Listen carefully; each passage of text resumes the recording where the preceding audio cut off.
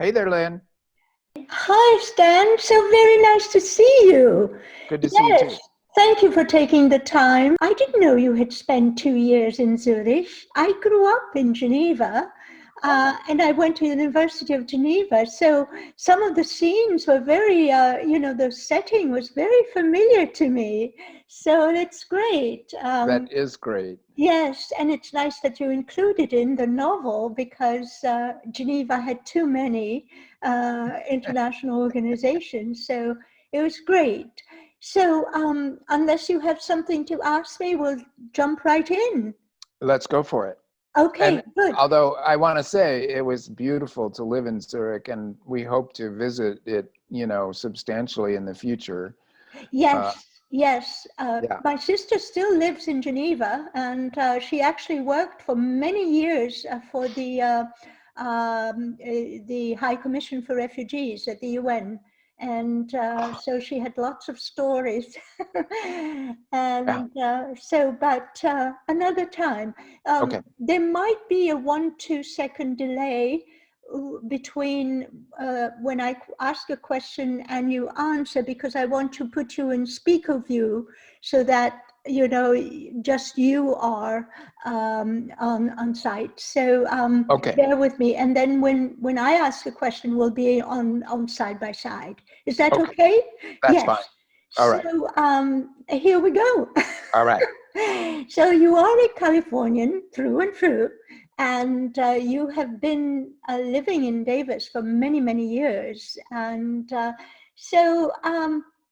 do you think that Davis could be an exciting setting for your next science fiction novel?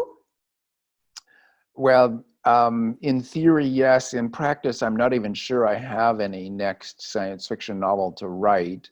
And it's a strange thing. When I was um, writing my first attempt at a utopian novel, I was living in Zurich and writing about Southern California. And I imagined a kind of an ecotopia that is in the novel Pacific Edge. And then my wife and I moved first to Washington, D.C., then back to Davis, where we had met. And we moved into Village Homes. And Village Homes looked weirdly like the society I had imagined for Pacific Edge. And it felt strange to see it in the real world. And of course, Village Homes was started in the mid 70s. Yes. So when my wife and I had lived in Davis before, which was from say 78 to 85, we only came to Village Homes at night to visit friends. We never saw what it was like. We didn't understand it as a living community. So I really didn't know about Village Homes until after I'd written Pacific Edge. So in a way, I've already written as close to Davis as I'm going to come. I'll look forward to reading some of it too. Um, let's um, let's talk about the Ministry for the Future. It's beautifully written, but it is so much more than a science fiction novel. It is, and sometimes it is, I found it difficult to follow because of all the complexities and the intrigues and all the ideas and themes. And I believe that it's more of a political and social manifesto on your part in some ways, as well as a science fiction novel. But my question is, I was particularly intrigued by those scenes when Mary is abducted by this ghost-like being, from the future. And I wonder if you could be so kind as to elaborate about what that means. I mean, beyond the obvious. Could you do that? Well, sure. It, I think of the novel as a really capacious form, and it always includes a lot of different voices at once bundled together. Any story that you tell another human being could actually be written down on the back of an envelope. In literary terms, you would call it an anecdote. So a novel is really artificial. Being 500 pages long or even 200 pages long is longer than it usually takes a story to tell. It's a bundle of many stories. And for sure, in the Ministry for the Future, I bundled together a lot of different stories, a lot of different voices, and even styles. And I would say that in movie terms, you could call it a montage. Not that they do those very often anymore. Or in static visual art, you could call it a bricolage. Some kind of slurry of voices making a larger thing. And yet it's still a novel. And since it's set in the future, it's a science fiction novel. So with that said, I think you're referring to the kidnapping scene, right? Where essentially Mary, a bureaucrat, is taken hostage in her own apartment and yelled at all night long by a young man who is alive, but he considers himself to be posthumous because he's the only survivor of a heat wave that devastated an area of India where he was an aid worker from the West, a young American man who's permanently crippled by PTSD, being the sole survivor of an entire town. So he wants Mary, who's head of a UN agency, basically the Paris Agreement's Ministry for the Future. He wants her to take more intense and effective action than she's taking, maybe going beyond the law, maybe going into areas of black ops that would include targeted violence. And she's from Ireland. She doesn't like the idea of targeted violence. She knows what that means very viscerally because of Ireland's history, of its civil war, which was intense, family versus family, with or brother versus sister, in a country where there weren't enough differences to really make that matter, and yet people were getting killed for political purposes. She's entirely opposed to it, but she comes to realize that if the welfare of the billions of people that are going to follow us on Earth's surface is taken into account, there are some criminal actors that need to be dealt with rapidly. So that's the moral dilemma of this novel. And one of the reasons there are so many voices in this novel is that I think there are a lot of different ways to look at it that are always troubling, but need to be thought about. So that's what this book does. Thank you for that. I actually didn't, and forgive me, I didn't realize that it was Frank, actually, the refugee. I thought it was an entirely different person, my mistake. And it's, yes, and actually when you explain the catastrophic consequences of his experience, you explain PTSD in such details that you live it basically, and we're very familiar with that, you know, because Yes. of the veterans and what they experienced during the war. But that leads into something else, and that is you also describe how the Indian government, after the heat wave, which kills about 20 million people within the week, resorts to a desperate measure, unilateral measure of spraying from planes sulfur dioxide in the attempt to cool the stratosphere. So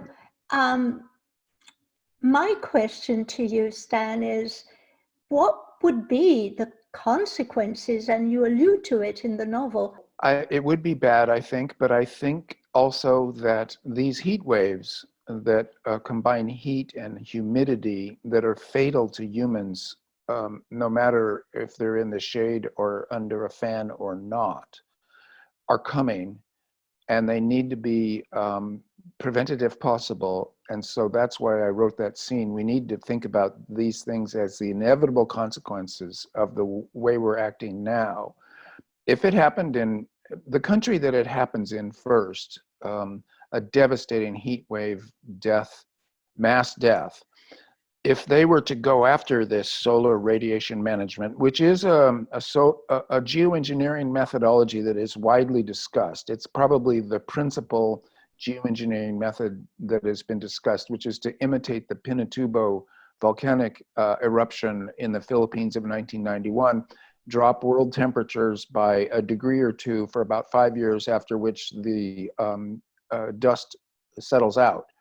Well, we would have nothing we could say to them. For one thing, you couldn't stop them from doing it. For another thing, the moral argument from the developed nations, Schedule A as they call it in the Paris Agreement, those nations have burned most of the carbon into the atmospheres.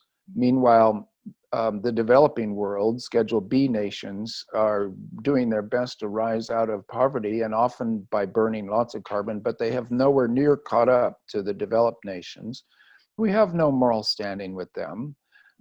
And also, we might benefit from an act like that. So this is the situation. And I want to end by saying something about PTSD, that all of us are post-traumatic for one reason or another. And what's interesting with this stress disorder is, why is it the case that some people can cope with it and process it, and other people can't? And that's where PTSD becomes really interesting. I agree with you, and the studying of the brain now, especially at UC Davis, the Center for Neuroscience is doing a fantastic job. Sorry, I didn't mean to advertise UC Davis everywhere in the world. There is another thing. There's so much to and we only have about 3-4 minutes, but how much do you think the current administration hastened the harm that you talk about in the Ministry for the Future in just a few words? I mean, I know we could talk about it for a long time. Well, the Trump administration, we lost 4 years of proactive political work and technological work to cope with climate change, but also they were like vandals in that they were deliberately trying to make things worse. And in my book, I talk about Götterdämmerung capitalism from Wagner's opera, the Götterdämmerung, where when the gods of the world realize they're dying, they want to destroy the world too, because nothing should survive them. Well, I think this is another psychological syndrome that is all too common, and we saw that, and we're still seeing that for 50 more days or so with the Trump and his enablers, the people that have flocked to his cause, that are perhaps more frightening than he is himself. So the good news is that there's never an end to this. It's never too late. It's only better or worse. So, okay, we lost 4 years. We've had some vandalism. The Biden-Harris administration looks to be serious about tackling climate change, and that will mean some version of a Green New Deal. So hopefully in the next 4 years and going forward from there, we can start to make things better rather than deliberately make things worse. Who should make the decisions of climate change for climate change? Well, everybody, but this is a question of political representation. So, okay, everybody should be aware that their children, their grandchildren, all the people to come are in grave danger, and what we do now makes huge differences. That said, then what do you do? Well, there's individual things you can do that are quite important. And in Davis, we have tremendous advantages. You can lower your carbon burn in Davis by way of walking, biking, and gardening, composting. The whole city is arranged quite beautifully for a low carbon burn life.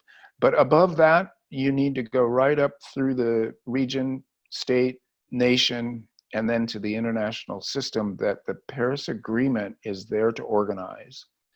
And so in my novel, I focused, the main characters are technocrats at the Paris Agreement level, but there are at least 50 eyewitness accounts from people doing local things that are also in the novel. And sometimes you never even hear their name. Sometimes you don't know what country they came from.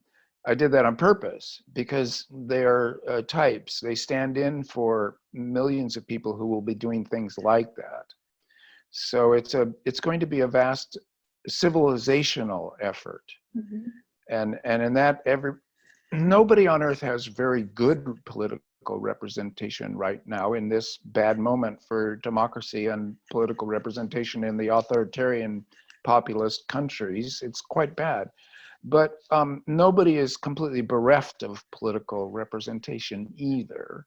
There's always some way you can get representatives to do something. Yes. So it's a matter of trying to improve that responsiveness. A philosophical question? Sure. For the survival of our Earth, what do you think is more crucial? The disappearance of humankind or the disappearance and the extinction of nature as we know it? Well, let's de-strand that question a little bit. Okay. Earth will be fine. No matter what we do, even if we cause a mass extinction event as bad as the one at the end of the Permian, which was the worst one, 20 million years later, evolution will have filled all those empty niches in the biosphere, and the world will be going on alive and pulsing with life. For humans, it's different. We are not in huge danger of extinction, but we are in danger of making a stupendously diminished and damaged world that will also hammer civilization, so that you can imagine all kinds of dystopian possibilities. If we continue on the course that we're on, you can imagine civilization crashing, human beings surviving in small groups in classic dystopian post-apocalyptic style on the remnants of what came before, poorly educated, dark ages that could last 10,000 years. These are all possible futures. So they're dire enough that the positive futures need to be created. And dodging a mass extinction event is one way to talk about organizing that effort. If we were to dodge a mass extinction event, that would be a huge victory for the Earth's biosphere, for all the other creatures we share it with, and for human civilization. It's just one way to define a good course for history going forward. And the bad courses, you just don't even want to think about too much. They're too frightening. I agree. Well, we should wrap it up. It's 1:18, and I can't thank you enough, Stan. I know that Davis Media will be very happy to have your interview, and I will let you know when it's up and viewable. And again, thank you so much, and I'm looking forward to the next novel. Well, I will do my best, and thank you to you, Lynn, and to Davis Community Media, always part of my life, and to Davis, to all my fellow Davis citizens. I see you around town. This is one of the best towns to get work done that there is. So with that, I thank you again, and we'll do this again sometime. I hope so. Thank you so much, Stan.